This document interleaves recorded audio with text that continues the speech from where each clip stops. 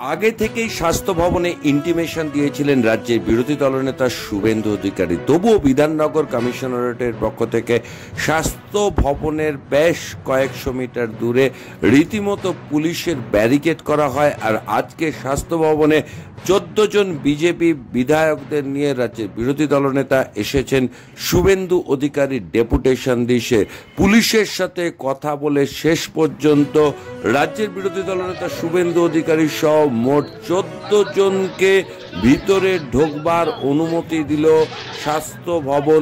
সেই অনুযায়ী দেখতে পাচ্ছেন যে বিজেপি বিধায়কদের নিয়ে রাজ্যের স্বাস্থ্য ভবনে স্যালাইন কাণ্ডে ডেপুটেশন দিতে এসেছেন রাজ্যের বিরোধী দলনেতা শুভেন্দু অধিকারী। এই মুহূর্তে সব থেকে বড় খবর,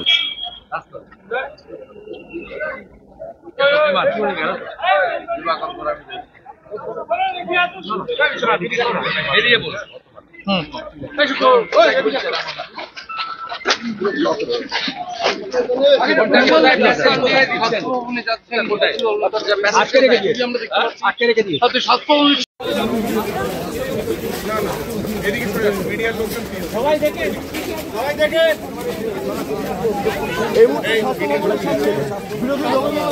প্রায় 14 জন বিধায়ক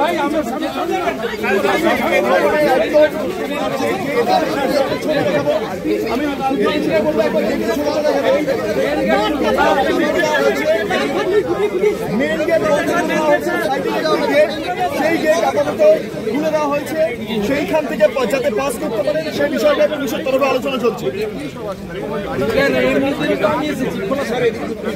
আমি তো এর আগেও এসেছি, আমি তো মন্ত্রী ছিলাম, আমি ট্রান্সপোর্ট মিনিস্টার ছিলাম, আমি ইরিগেশন মিনিস্টার ছিলাম। ডেঙ্গুর আগে এখানে মিটিং হতো, ইরিগেশন দপ্তর থাকতো। আপনি নিশ্চিন্তে থাকুন। এত ভয় কেন?